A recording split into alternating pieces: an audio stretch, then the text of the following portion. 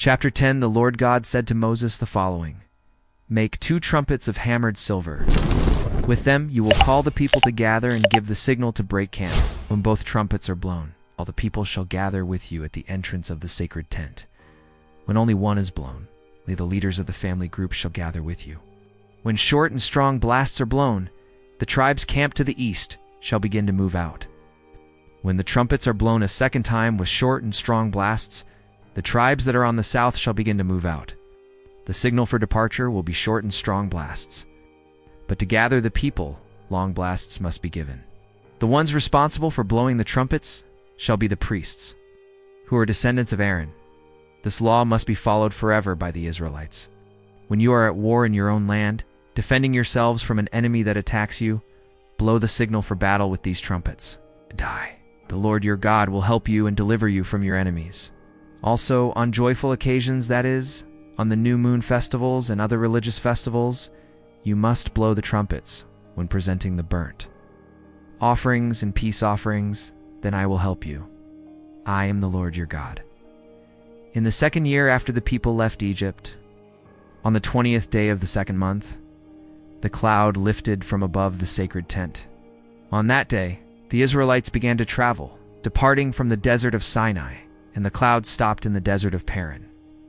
Thus, for the first time they began to travel according to the command the Lord had given to the army. First went those under the banner of the tribe of Judah, group by group, commanded by Noshan, son of Aminadab. Nethanel, son of Zuar, commanded the tribe of Issachar. Eliab, son of Helon, commanded the tribe of Zebulun. Then the tent was taken down, and the Levites from the family groups of Gershon and Merari set out, carrying the tent.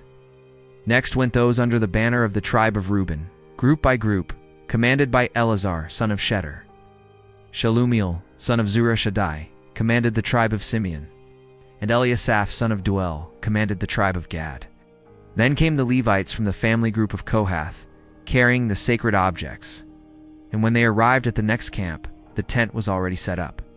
Then came those under the banner of the tribe of Ephraim, group by group, commanded by Elishama, son of Ammihud. Gamaliel, son of Pedahizur, commanded the tribe of Manasseh.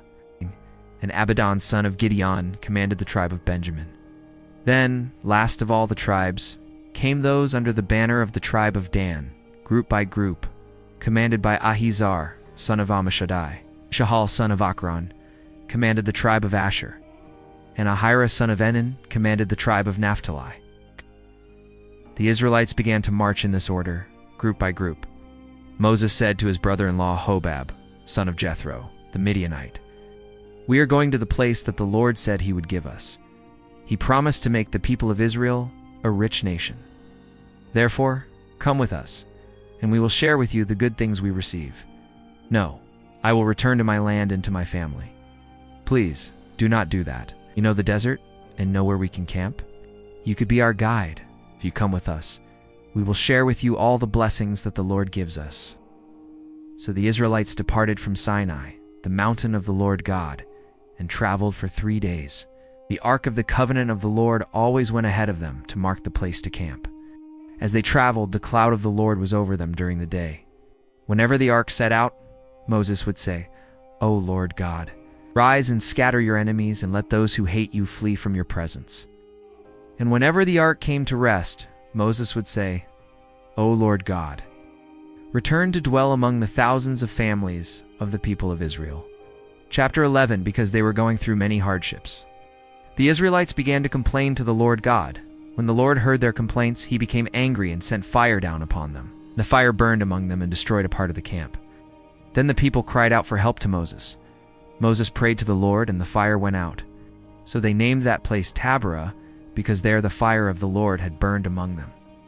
There were foreigners traveling with the Israelites. They had a strong desire to eat meat, and even the Israelites began to complain, saying, "Oh, if only we had some meat to eat. In Egypt, we ate as much fish as we wanted, and it was free. And how we missed the cucumbers, the melons, the vegetables, the onions, and the garlic. But now our strength is gone. There's nothing left to eat, and the only thing we see is this manna." The manna was like small, white, yellowish seeds. It fell during the night with the dew. The next morning, the people would go gather it around the camp. They ground it in mills, or crushed it in mortar, cooked it in a pot, and made flat cakes that tasted like bread baked with oil. Then Moses heard the people crying. Every family was crying at the entrance of their tent. The Lord became very angry.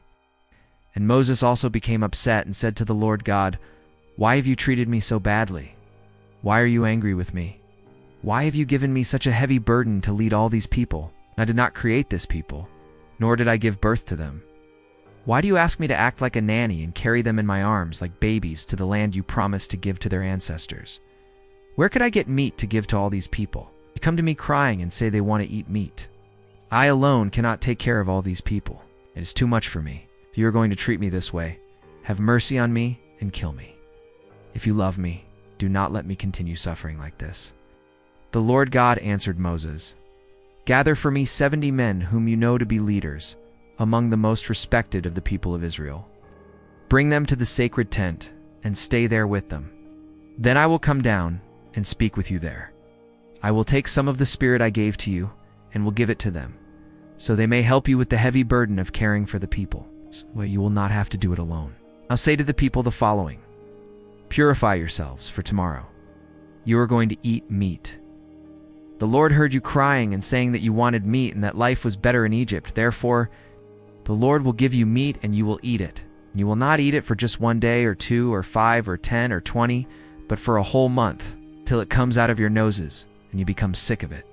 For you rejected the Lord who is among you and complained, saying that you should never have left Egypt.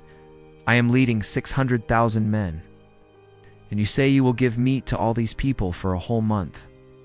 Where could so many sheep and cattle be found to satisfy all of them? Could all the fish in the sea feed this crowd?" But the Lord God answered Moses, "Is the power of the Lord too small? Now you will see whether what I have said will happen or not." Then Moses went out and told the people what the Lord had said, gathered 70 of the people's leaders and had them stand around the tent. Then the Lord came down in the cloud and spoke with them.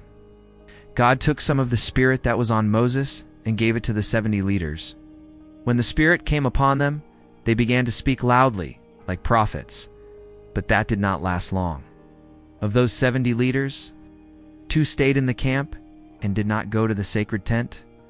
One was named Eldad and the other Medad. The Spirit came upon them, and they also began to speak loudly like prophets. Then a young man ran to tell that Eldad and Medad were prophesying in the camp. So Joshua, son of Nun, who since his youth had been Moses' assistant, immediately said, "Moses, my leader, stop them. Why are you worried about my rights when it is I who should be? I wish the Lord would give his spirit to all his people and make everyone a prophet." Then Moses and the 70 leaders of the people of Israel returned to the camp. Suddenly, the Lord sent a wind that brought quails from the sea. They fell around the camp and in every direction, covering the ground up to a distance of about 30 kilometers. They formed piles almost a meter high. So, all that day, all that night, and all the next day, the people worked gathering quails. No one gathered less than 1,000 kilograms. And they spread the quails around the camp to dry. But while there was still plenty of meat to eat, the Lord became angry with the people. And he punished them with a terrible plague that killed many. Therefore, that place was named Kibroth Hattaavah, which means the graves of craving. For there were buried the people who were crazy with desire for meat. Then the Israelites went to Hazeroth, while they camped there. Chapter 12. Moses had married a woman from Ethiopia, and Miriam and Aaron began to criticize him because of this. Is the Lord spoken only through Moses? Hasn't he also spoken through us? But the Lord heard what they said, that Moses was a humble man, the most humble man in the world. Immediately the Lord said to Moses, Aaron, and Miriam, "You 3 come out to the sacred tent."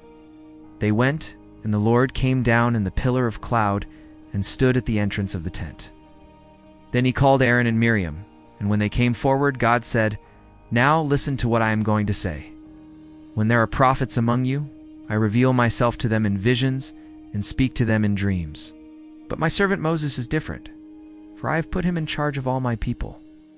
I speak with him face to face, clearly, and not in riddles. He has even seen my form. How dare you speak against my servant Moses?" And the Lord God left, very angry with them. As soon as God left, the cloud that was over the tent disappeared. At that very moment, Miriam was struck with a terrible skin disease and became white as snow. Aaron looked at Miriam and saw that, indeed, she was afflicted with that disease. Then Aaron said to Moses, "Please, my lord, do not make us suffer the punishment for this sin we committed in a moment of foolishness. Do not let Miriam be like a stillborn child with half its body destroyed." Then Moses prayed to the Lord God, saying, "O God, I beg you, heal her." And the Lord replied to Moses, "If Miriam's father had spit in her face, would she not be disgraced for 7 days? Then let her be expelled from the camp and stay outside for 7 days. After that, she will be brought back." So Miriam stayed outside the camp for 7 days. The people did not move from there until she was brought back into the camp. After that, the people left Hazeroth and camped in the desert of Paran.